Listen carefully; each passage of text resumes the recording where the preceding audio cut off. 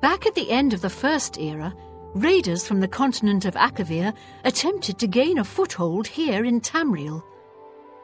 At that time, the Empire was broken into smaller factions.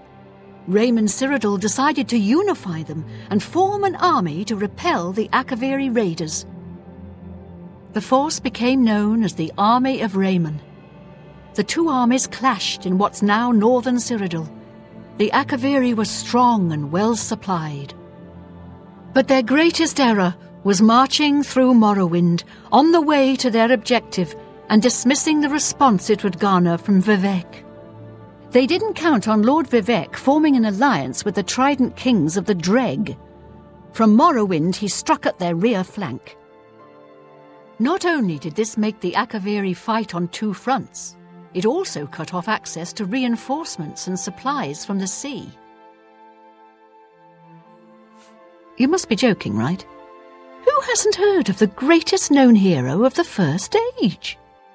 Raymond Cyrodiil not only was the conqueror of the Akaviri forces, but he actually convinced them to help build the empire as it is today. With such an empire at his disposal, he conquered most of Tamriel, except Morrowind, of course, and was crowned emperor. In fact, he instituted the rites of becoming an emperor, which included the construction of the Amulet of Kings. His alliance with Lord Vivec during the Akaviri invasion is just one example of his cunning and ingenuity. Not quite. The army of Raymond knew that the organized Akaviri forces were commanded from a hidden post in the mountains. Rumours placed it in a snowy vale called Pale Pass. That's where Raymond focused his attention.